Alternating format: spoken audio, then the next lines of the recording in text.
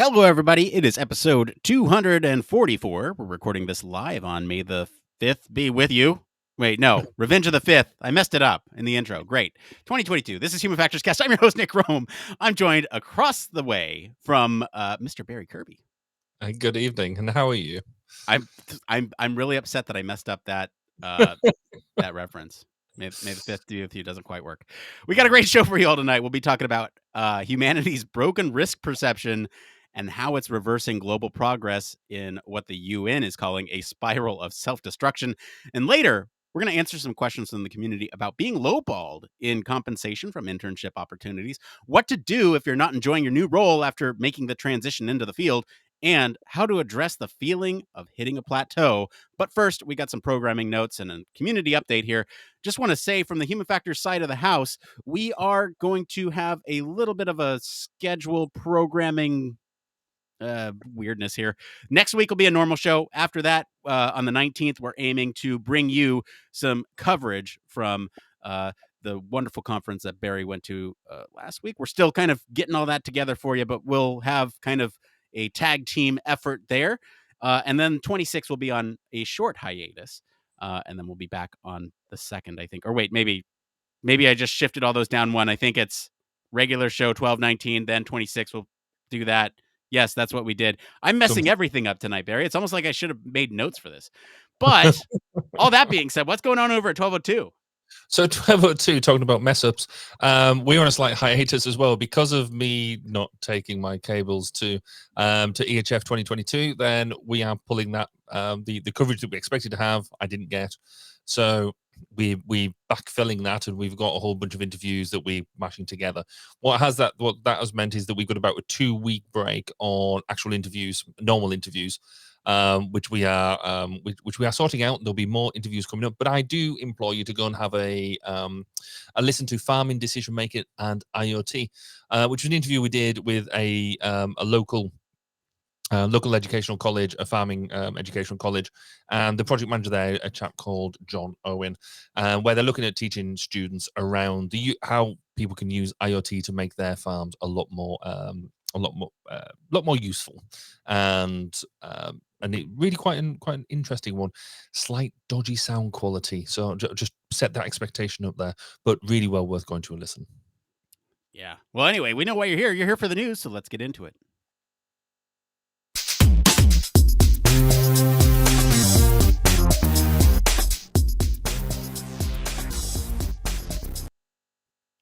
Yes, this is the part of the show all about human factors news. I hear we have a really uplifting topic tonight. Barry, what is the story this week? So our uplifting topic is humanity's broken risk perception is reversing global progress in a spiral of self-destruction, according to the UN. The world could undo social and economic advances and face 1.5 disasters a day by the year 2030, according to the UN's flagship Global Assessment Report. Human activity and behavior is contributing to an increasing number of disasters across the world, putting millions of lives and every social and economic gain in danger. The Global Assessment Report, released by the UN Office for Disaster Risk Reduction, or the UNDRR, reveals that between 350 and 500 medium to large-scale disasters took place every year over the past 2 decades, and is projected to reach approximately 560 a year, or 1.5 disasters a day, by 2030. The report blames these disasters on a broken perception of risk based on optimism, underestimation, and invincibility, which leads to policy, finance, and development decisions that exacerbate existing vulnerabilities and put people in danger. The report found that the implementation of disaster risk reduction strategies had reduced both the number of people impacted and killed by disasters in the last decade, but the scale and intensity of disasters are increasing, with more people killed or affected by disasters in the last 5 years than in the previous 5. The report was drafted by a group of experts from around the world as a reflection of the various areas of expertise required to understand and reduce complex risks. The good news, says the head of the UNDRR, is that the human decisions are the largest contributors to disaster risk. So we have the power to substantially reduce the threats posed to humanity, and especially the most vulnerable among us. So, Nick, do you find this a bit of a risky topic? What are your thoughts? Yeah. My initial thoughts here, when seeing this, when reading this, it's like, yes, this report is quite detailed, and we'll go over these details uh in detail.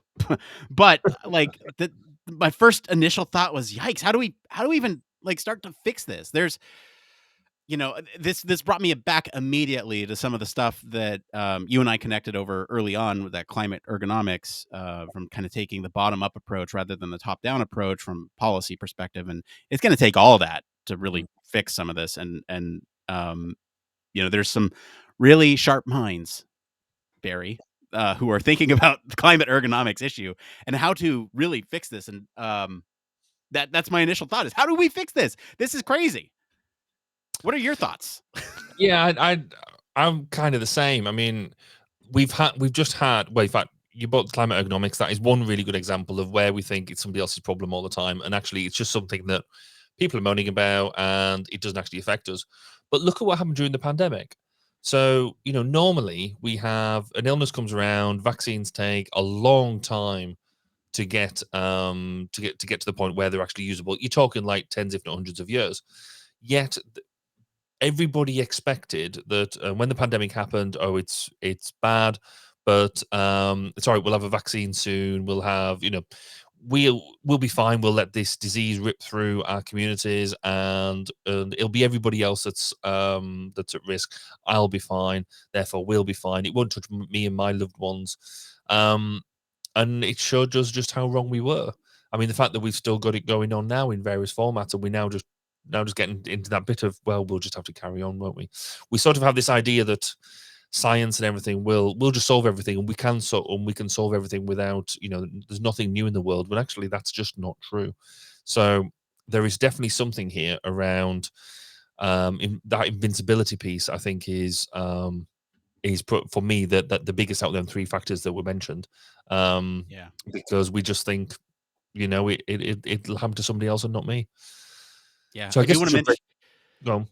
Yeah, I just want to mention that invincibility piece. The thumbnail for tonight's episode shows a guy flexing and says, "Don't do this," because flexing invincibility. I don't know. Anyway, I feel like I had to explain that, but yes, I think you're right. And the thing that I kind of want to talk about tonight, in light of this dark article, is really taking a look at risk perception and what it means, not only from the individual perspective, but really thinking about societal perspectives for risk perception too. And then I think maybe later we can talk a little bit about some of the sort of self-destructive behaviors that we're all engaging in, and kind of how that, again, individual versus society, we kind of know what they are, but thinking about them from this perspective, we really get under the hood here of the psychology, and then we'll kind of bring it back to the article.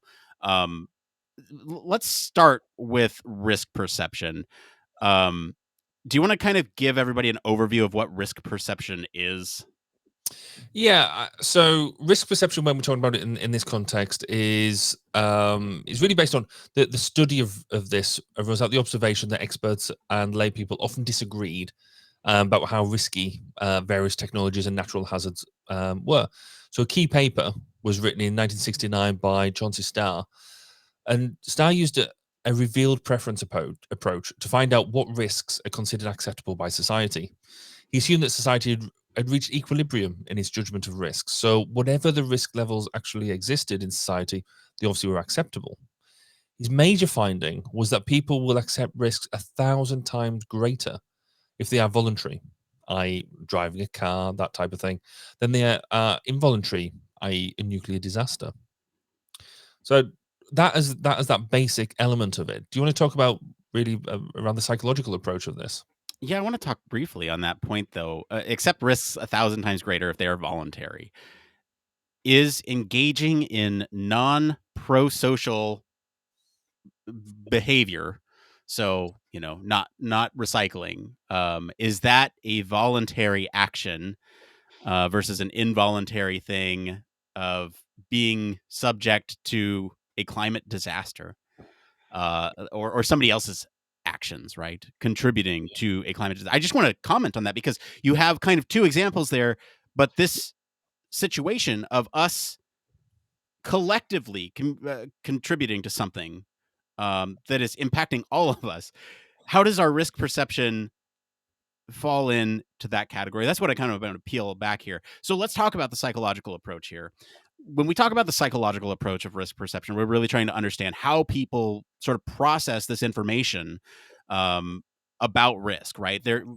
We talked about heuristics not last week, but 2 weeks ago when we talked about consumer products and reviews. Go listen to that episode if you want to kind of refresher on some of these heuristics, because again, we talked about them there.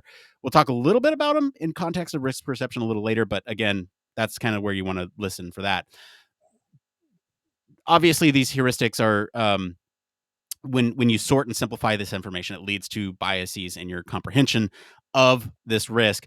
And there's a lot of different factors that are responsible for influencing these perceptions of risk, right? Including feelings like dread, novelty, stigma, and other factors. And so if you really break down the risk perceptions factors, there's cognitive factors, affective factors, contextual factors, and individual factors as well.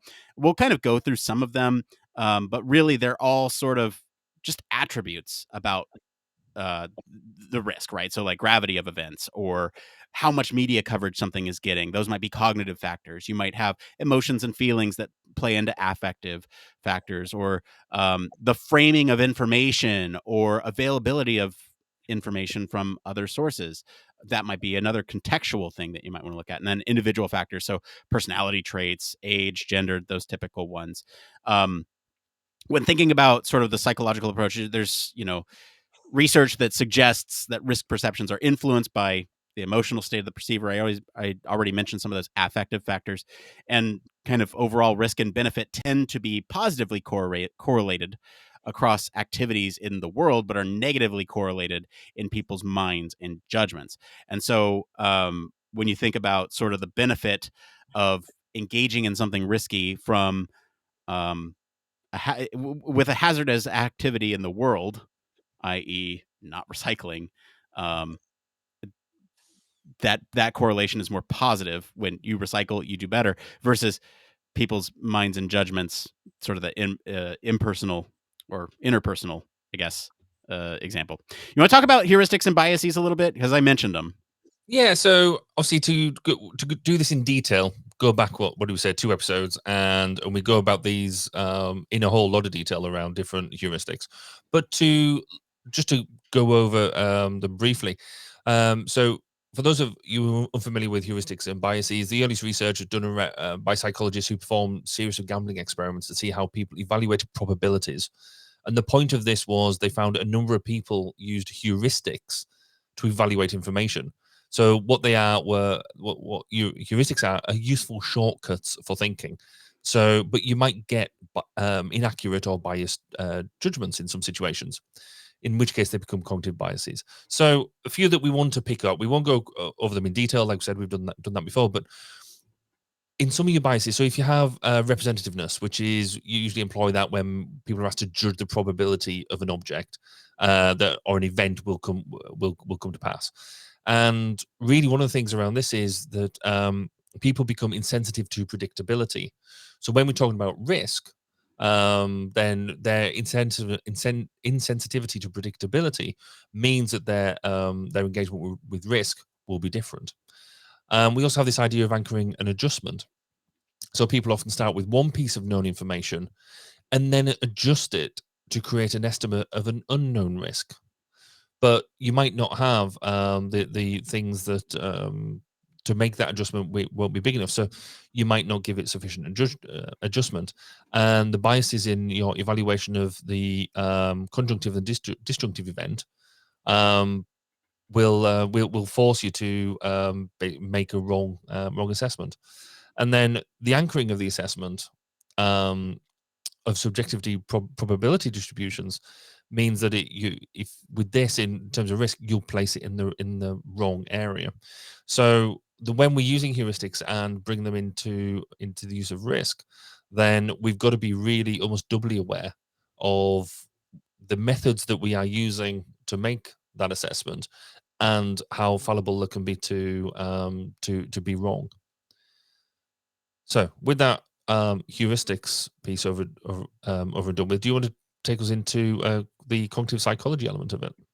Yeah, I want to talk about a couple other sort of aspects here with heuristics, right? So one thing that we didn't talk about a couple weeks ago here was this asymmetry between gains and losses, and really this is kind of a bias type of thing rather than a heuristic, but you're really looking at sort of these like gambling behaviors, right? And you can kind of think about the climate as sort of one of these behaviors where you're engaging in something that's really going to affect you in serious ways. And so people are risk averse with respect to gains. So they want to prefer a sure thing over a gamble with a higher expected utility. And when we talk about that, it's um, perhaps something that's more valuable to them, right? They want the sure thing over the thing that you could potentially have a higher value to, but you also with that higher value thing, you have the opportunity to get nothing. So it's like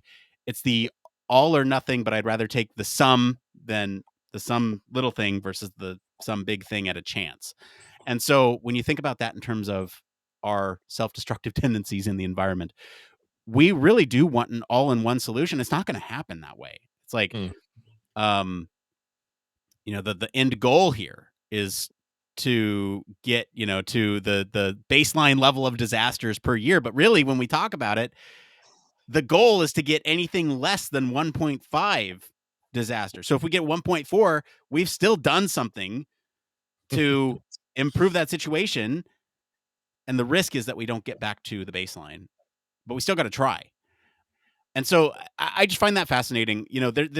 There's the other flip side of it where people are risk seeking about losses. So they prefer the chance of losing nothing rather than taking a sure but smaller loss.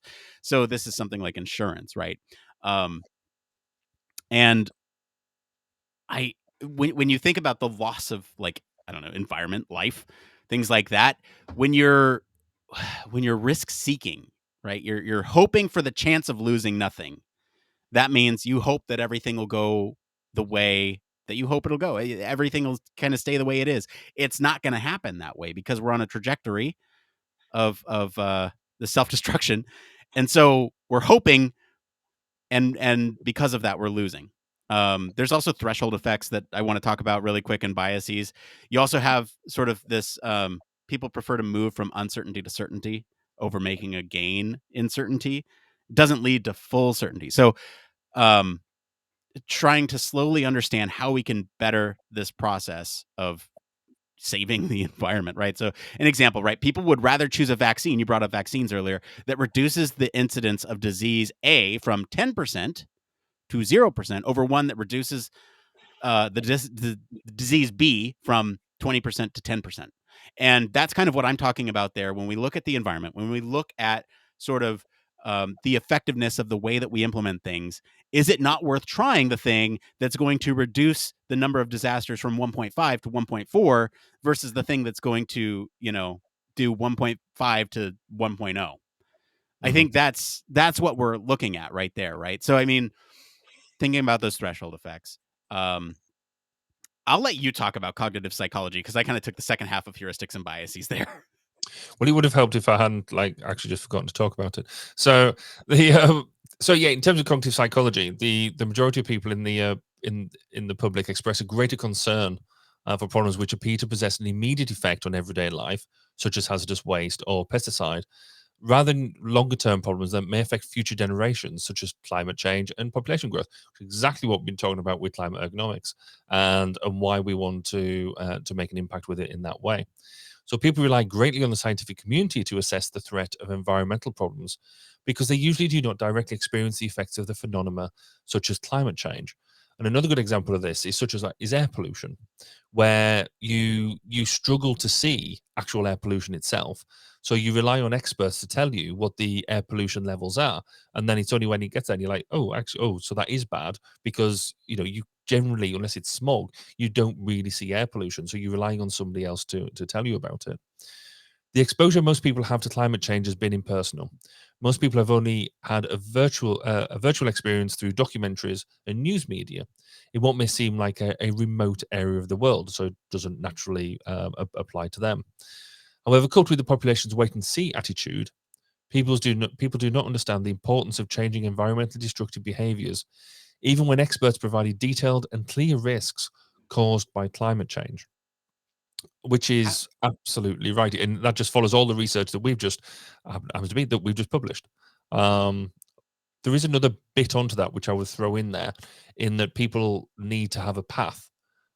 People need a guide on what they can do, because if the target is seen as too big, and they can't, there's no direct line from their action to solving the target, then there's also a blocker there as well.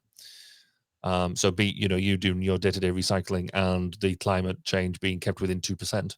Sorry, the climate temperature being kept within 2% of 2 degrees of where we're at. There's no direct link. There's no causation in there. Psychometric paradigm. Would you like to go yeah. into some psychometric paradigm?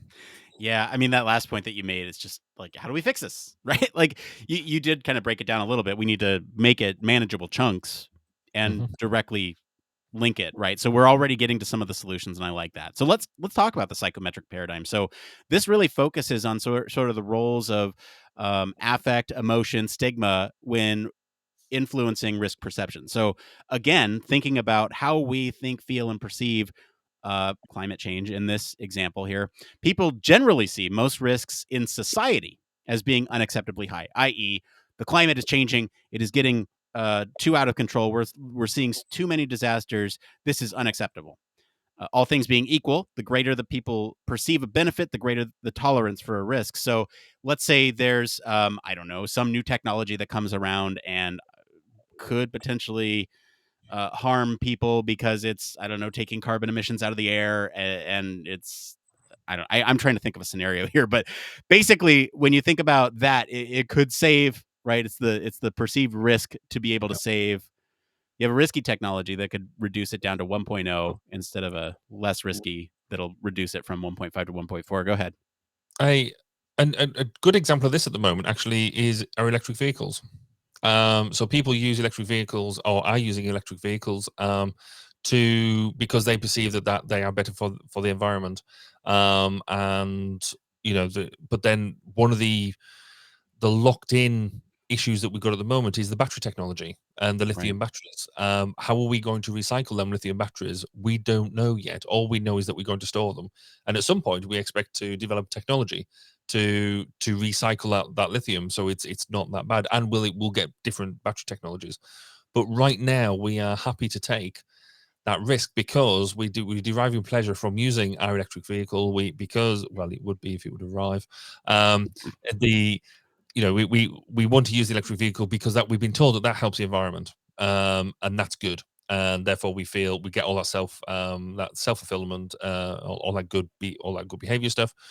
But we are putting aside a risk at the moment that we're happy to take because we think it's a problem that will be solved down the line. We have a lot of we basically biased to that because experts have told us it'll be solved. Yeah.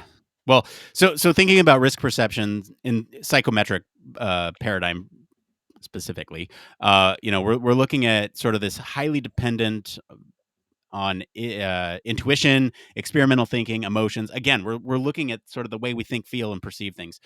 And when you look at sort of this broad domain of characteristics, there's sort of these three high order categories in which we think about risk, right? The degree to which a risk is understood, the degree to which it evokes a feeling of dread, and the number of people exposed to the risk. So thinking about climate change, how well do we understand that problem?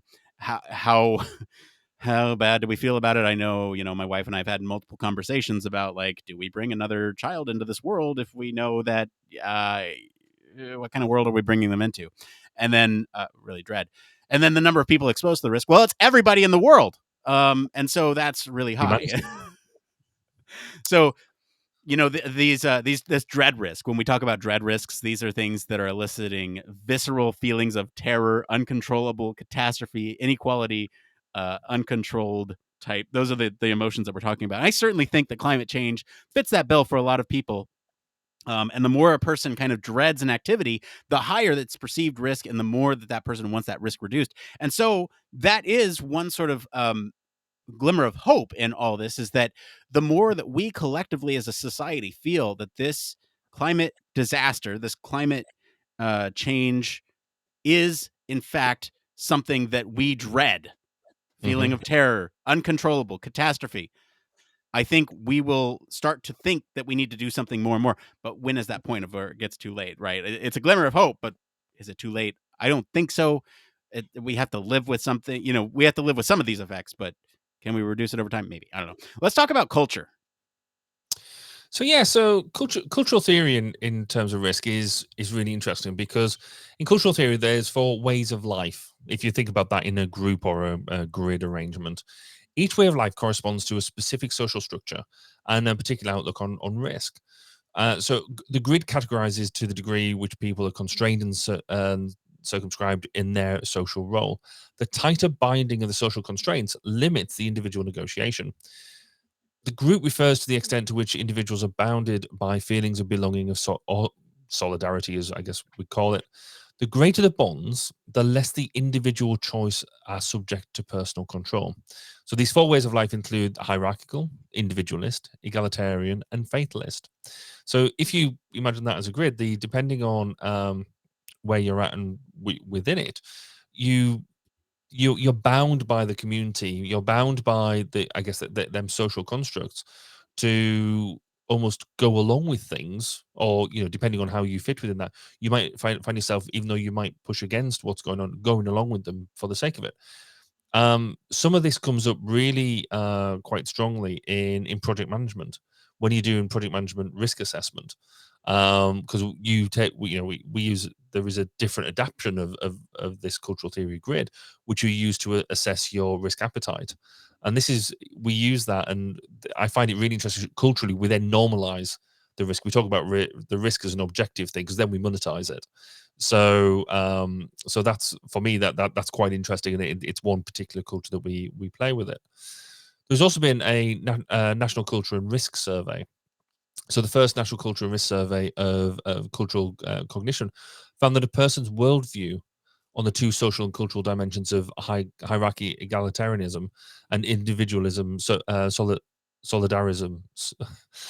It's been a long day. Solidarism was predictive of their response to risk. So that's really, really quite interesting.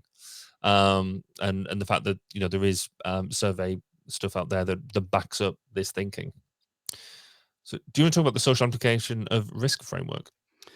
Yeah, so this is a framework through the social amplification side of things. So thinking about society as a culture, right? They're abbreviating this SARF, SARF, but this combines research from a bunch of different domains: psychology, sociology, anthropology, communications, and really it's outlining how communications of risk events pass from the sender to the immediate stations of a receiver, and in the process serve to amplify or attenuate the perception of risk. In layman's terms, how do we communicate about risky things so that we engage less in risky behavior? So when we think about the environment, how are we or any other media outlet communicating through these channels to people, getting the message across that your behaviors have these consequences, right? So really, you're thinking about all these links in a communication chain: individuals, groups, media. They contain filters through which that information is sorted and understood. And so when you think about this framework, it attempts to explain the process by which risks are amplified after receiving public attention, or attenuated, receiving less public attention. So all that being said, I think ultimately the main thesis here is kind of that the risk events that interact with individual psychological, societal, and other cultural factors in ways that increase or decrease sort of these public perceptions of risk. And so, there's ripple effects, obviously, when you think about the amplification of these messages. And these include like enduring mental perceptions. So the way that we think about climate change, it's slowly changing over time, and we need to match that. And so basically, you think about some of these in terms of seminal human factors, right? Training, education, all that stuff. So long story short, basically some of these traditional risk analyses might neglect these ripple effects that some of these communication impacts have on it, and really underestimate the adverse effects from certain risk events. And so you have sort of this public distortion of these risk signals. And this will provide a corrective sort of mechanism so we can look at these problems, these risky behaviors in a better light. Um, you know, we spent a lot of time on risk perception. I do want to make sure that we talk a little bit about self-destructive behavior. I think maybe we all kind of know what self-destructive behavior is, and in this case, we're specifically talking about contributing to an environmental disaster. I mean, Yes, fairly self-destructive.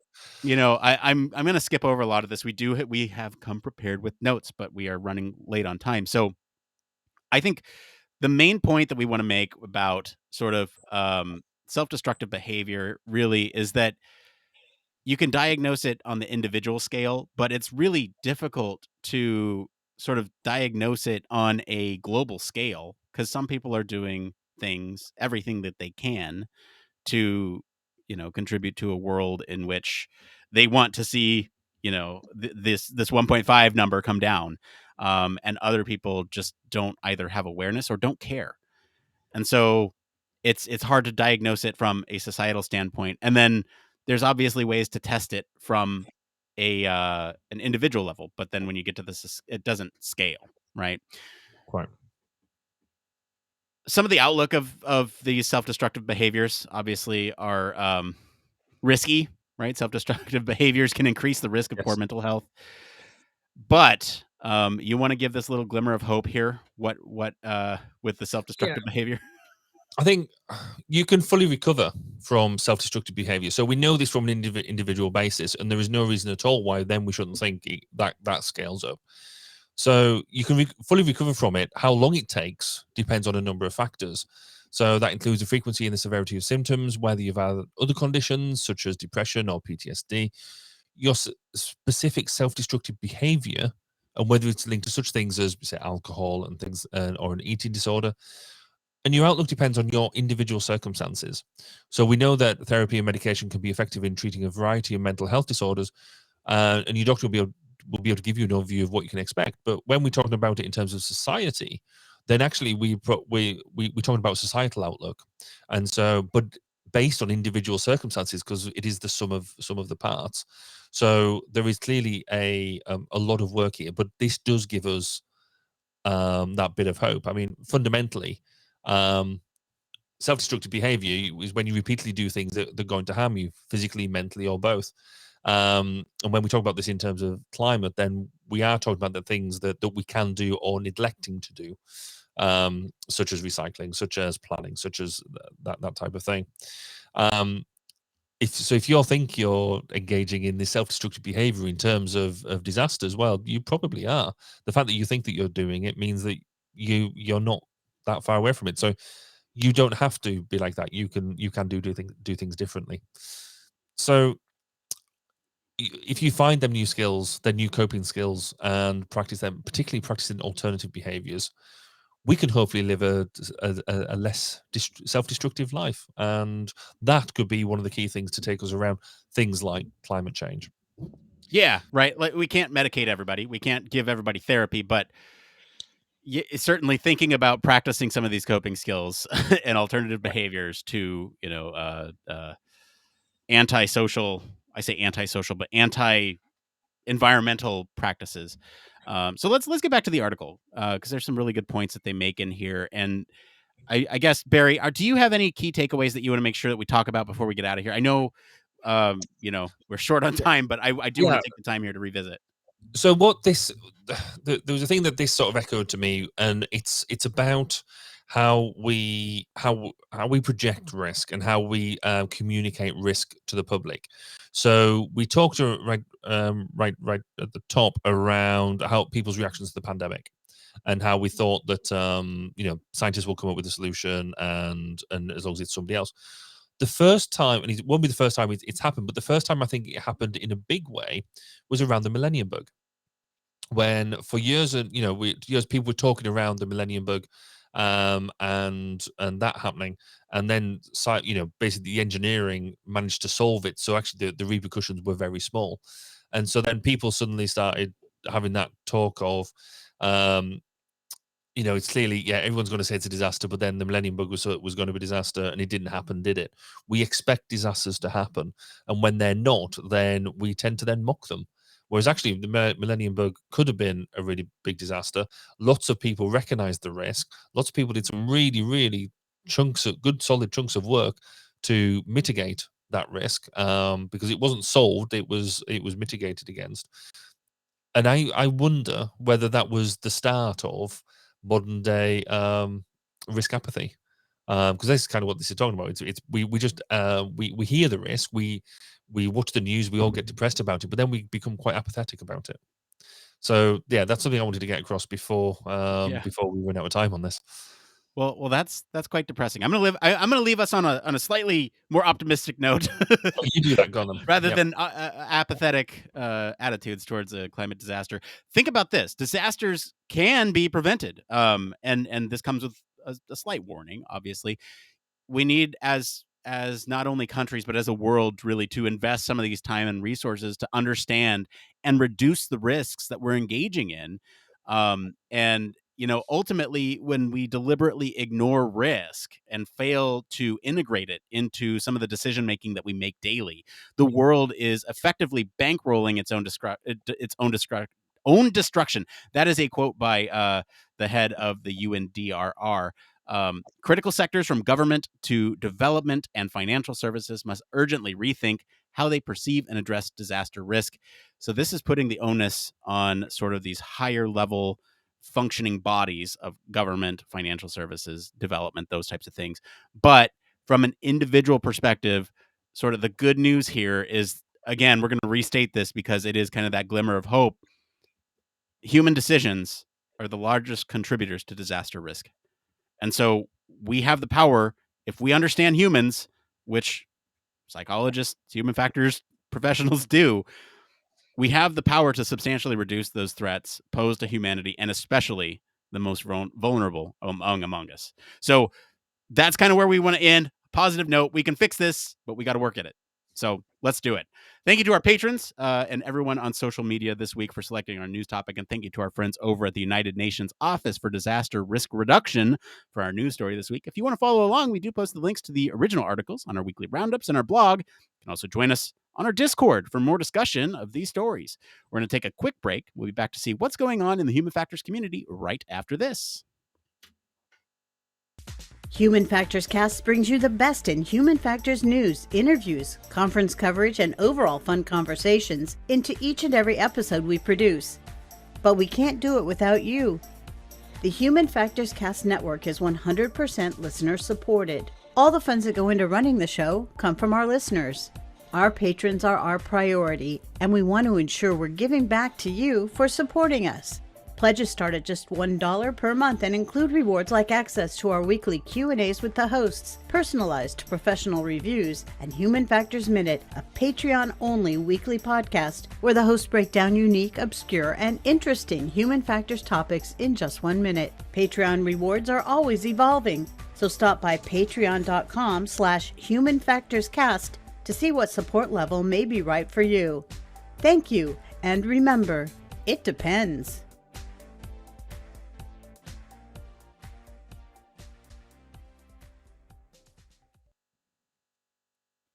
Yes, huge thank you as always to our patrons. We especially want to thank our honorary Human Factors Cast staff patron, Michelle Tripp. Hey, did you know, as we're talking about ways to support the show, that we have a merch store? We have some really awesome designs over there. We're always updating them. We got It Depends shirts if you want those. We got a show logo. And there's other cool designs based in human factors culture. So if you want to support the show, look good doing it. I won't spend too much time on this. You can go support the store. You find it on our website or something. I don't know. Anyway, it's time we get into this next part of the show we like to call...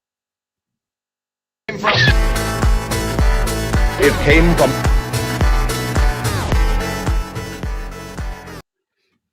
Yes, this part of the show is called It Came From. This is where we talk about, we find all these news stories all over the not news stories. I am messing up a lot tonight. That's okay though.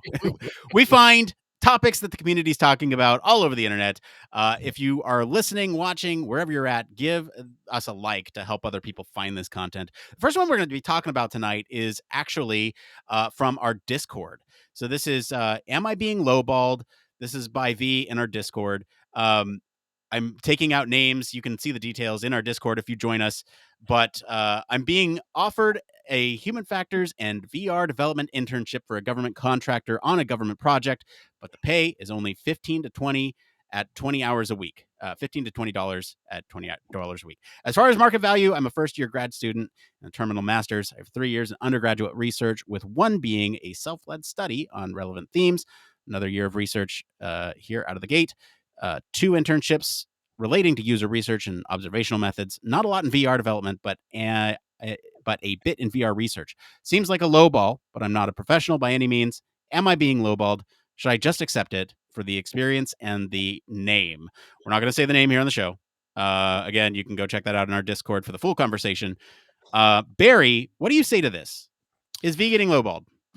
Yeah, so in short, yes, which is the official answer. However, there's an element here about looking at the entire package, because you got to work out what is the internship there to do. Is it there to pay the bills?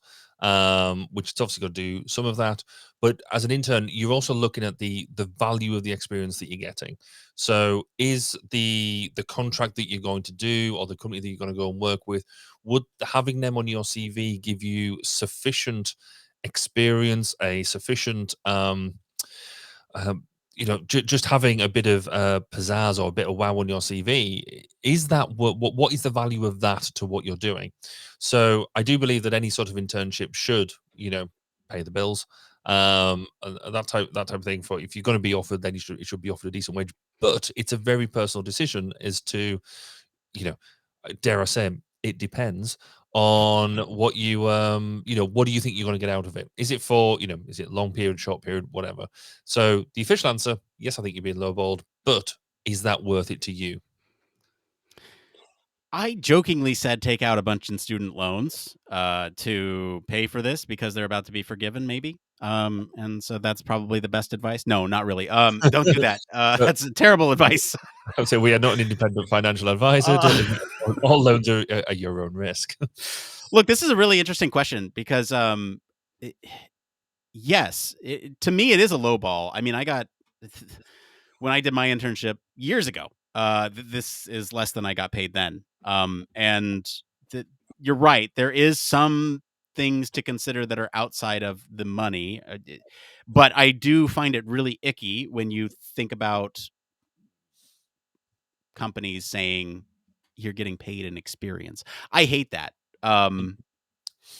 And it's the reason why in the lab I put no hard requirements over it, because you're volunteering your time. I don't want you to feel like you're getting paid an experience. I want you to get out what you put in. All that being said, what value do you put on the things that are not money related? Are you going to starve? First off, that's a pretty important question to answer. The other questions to answer are, who would you be working with? Would they be valuable connections in the future? How much is that worth to you? I think that is a tremendous sort of amount of consideration should go into that. The name, again, if it is a reputable name, then that is also something to consider. Looks good on your resume, fine. Again, paying for the experience at name, though, shouldn't really be, I don't know. I feel a little icky about that. The last sort of piece of the pie here is the topic that you're working on. Is this closely aligned to your goals long term? If yes, then I think it could be a good career step. I'm actually talking to this person tomorrow, so hopefully some of these answers, it sounds like they're going to accept it. But anyway, I do want to mention that this question actually prompted Blake, you remember that guy, to enter the chat. Who's Blake? Yeah, I've heard you talk about him. I've never actually met him, so I've no idea who you're talking about.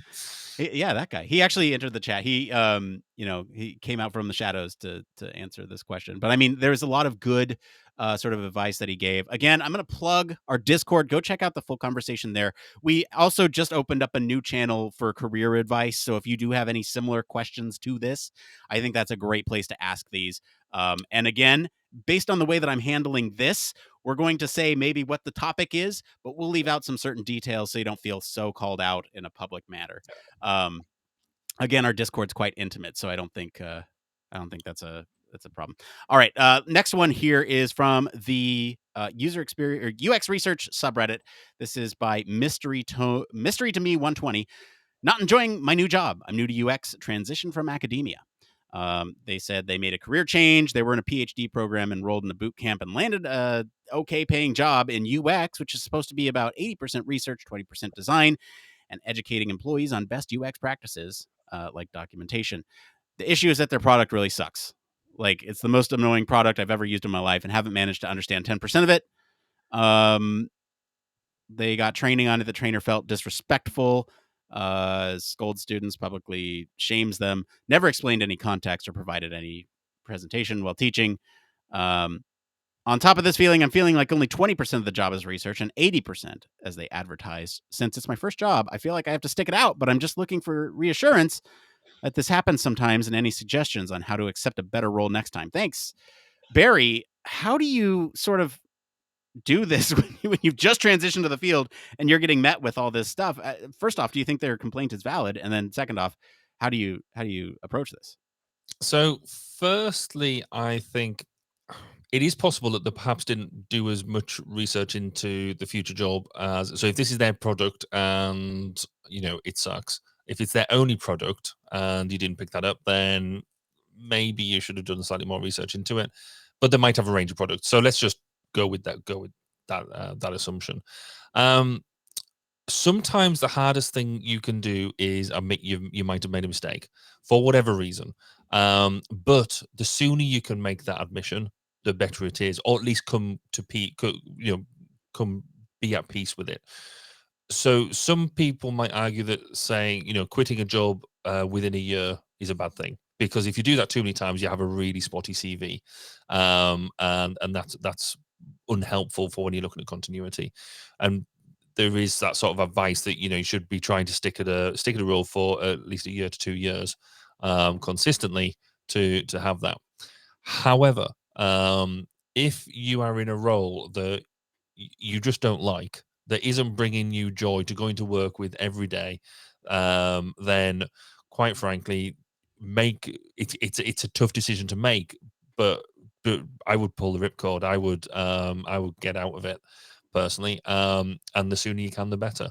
So it is up to you in terms of how you do it. But I've been in sort of two situations.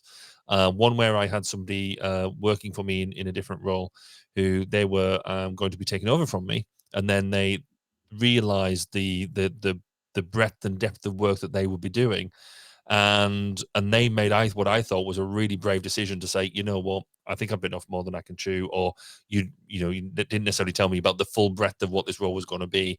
I don't think this is where I want to be, and actually they left before I did. And I thought that was a really brave, but the right move for them.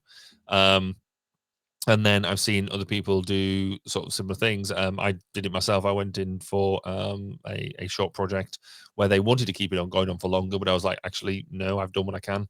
I'm stopping. And so whilst we had money on the table and all that sort of stuff, I felt that the way that it was going wasn't where I wanted it to go. And so we amicably ended, we didn't renew that contract because it just didn't feel right. And actually, that was about 10 years ago now. I've since been proven right, which is quite nice. But yeah, so this is one of these things. I think my gut feel from the way that it's described, I will get out of there. What do you think, Nick? I don't know. I find that a lot of the stuff that this person is describing is part of the enjoyment I get. If a product sucks, then like it's your job to fix it. It's your job to understand why. Like, to me, it's a challenge. And so again, I don't know where the expectation differences occurred, and this kind of highlights the importance of really understanding what you're getting into before accepting a position. So I don't know. I think the best question to ask is, if it didn't exist before, what sort of things are they anticipating? So if this position doesn't exist and you are sort of filling it for the first time, what are the expectations of everyone around you? If they cited 80% research, then that's what they had in mind for you. And I'm just kind of wondering why you're at a 20% right now. Is that because there's some sort of blockage within the company that you need to break through to get to that 80%? I don't know. I feel like I don't have all the pieces of the puzzle here. Just try your best to ask questions, understand what you're getting into, and communicate effectively when you get into the role. You're from academia, you always have that backup. If you don't like it, go back to what you know. Like, that's kind of the nice thing about switching fields, is you can always go back to that other thing, right? I don't know. It's not great advice, but it's there. Let's honest. get in. Let's get into this last one here. Feeling like I've hit a plateau. I'm 7 months in. Oh, sorry. This is by Deftones 5554 on the UX research subreddit. I'm 7 months into my first job as a UX UI designer at a marketing agency. Feel like I'm hitting the plateau. I'm the only UX person here on a design team of 6. Before I got here, they didn't care much about research, but I've tried to change that. I'm the only researcher here. I'm trying to beef up our research process, but it seems impossible by myself. They go in to talk a little bit about details about what they do. And they say, this process I use feels like it's lacking a lot, but it's mostly just user interviews and testing. I've thought a lot about using other tools, but we just don't have the space in our timelines. Am I biting off more than I can chew with this job? Is this the best place for me so early on in my career? What I'm scared of, though, is that all this weird anecdotal work I've been working on super hard to display on my portfolio won't be displayed on my portfolio. I'm very proud of most of it, and I feel big companies will only want to hire people who started their career in a more traditional position at a company that trained them. They're proud of themselves for the research process. Anyway, feedback. Barry, what's going on? Hitting plateau.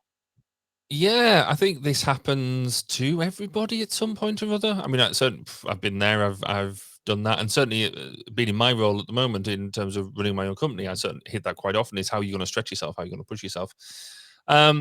I think there's a certain element here that you haven't been, you haven't been there that long in the grand scheme of things.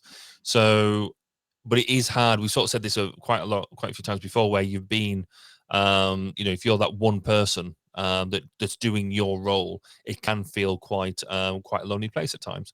So I think if you think there is more stuff that you can do, if there's different tools and things like that, bring it up. Talk to the rest of the team about it. Talk to your manager about it, around what your ambitions are, and can we develop the role in a way that allows you to express yourself in the way that you want to express yourself. You said that you're you're worried about how you're going to display it on your portfolio. Quite frankly, for me that would be a secondary consideration at this point, because the first thing you want to do is good work. Your portfolio is kind of important, but it's not the be all and end all, because a lot of things I guess you're not going to be able to talk about in the grand scheme of things anyway. So I wouldn't be putting quite as much emphasis on that. I don't know. This one's more difficult than the previous question, I think, because they clearly want to be able to do some stuff. They have some ambitions. They clearly have some ideas that they want, that how they can do the job differently and do the job better. But it just feels either they don't have the receptive team there to naturally say about them, or they're nervous about putting up new ideas. And my view would be to just put yourself out there, and if you want to change things, recommend it. And the worst thing that can happen is they say no, but at best you might realize some of your ambitions. I've just waffled an awful lot around that. Nick, what do you think? Have you got something a bit more concise, a bit better advice than what I was just giving? Yeah, I also agree that this is too soon to feel a plateau. I mean, to me, this feels like maybe you didn't understand the assignment. UX and research is always about advocating for the importance. And if you're the only person there doing research, then you got to do your job and advocate for it. I don't know. I feel like setting up a research process is some of the most fun. I mean, I'm a different kind of person, but setting up a research process is the most fun thing that I've ever had experience with. I've done it at multiple companies, and I think really the biggest challenge can be to get people to use that process. And it's like, that is a challenge, but it's also a fun thing for me to do. I really enjoy that aspect of my work. And I wonder that if you're not enjoying that aspect of it, is this the right field for you? I don't know. Maybe another company can help if they already have an established process. That might be a better fit. I don't know. I think, to me, that is the most fun part. And if you're having problem with it, then maybe find a different area within UX. I don't know. I don't want to tell you to quit your job and go look elsewhere, but this is to me, that is the most exciting part of it. And I can't really give great advice other than find what you love and kind of stick with it. Anyway, that's not great advice. I'm on a roll with not great advice tonight, but that's it. All right. It's time we get into this thing we just call One More Thing. Needs no introduction. Barry, what's your one more thing this week? So this week is just me talking about my ultimate job interview that I've just finished, which is standing for local government office and having that piece of knocking on hundreds of doors and talking to people and just trying to sell yourself to every single one of them, but trying to be your authentic self, but also have to tailor it slightly for what their individual wants and needs are. And you've got about, I don't know, 30 seconds, a minute to make an impression hundreds of times over, rather than just a normal sort of interview where you've got maybe a panel of 3, maybe a panel of 5, and you're doing it all day. And I've literally spent the past, 48 hours highly focused on this and getting this done outside of the work that I've done over the past few months. So yeah, it feels like the end of a really weird period of time. So the polls closed now about an hour and a half ago, but we don't find out tomorrow. So I get the results of the job interview tomorrow and what the public at large have thought about me. Yeah, it's just really weird. It's going to be, and it's very public as well because everybody will know the outcome. So, do your cheeks hurt? Oh, my cheeks hurt, my jaws hurt, my feet hurt, my knees hurt. There's hills around here. I've never had hills like it. Man. But what a thoroughly enjoyable thing to do. The ability to go and talk to people in this way, it's like the weirdest, biggest piece of UX research you ever do. It's mad. But yeah, no, it's been great. Yeah. My one more thing this week is, last week I talked about getting my 3D printer out and starting projects.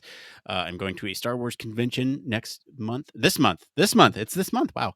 And I have been working on, my son is going to dress up, and I've been working on his helmet. Those who are watching can see the progress here. Isn't that cool? Yeah. So it's got some paint on it. It's still work in progress, obviously, but it's something I'm very proud of. It looks very good. Anyway, that looks great.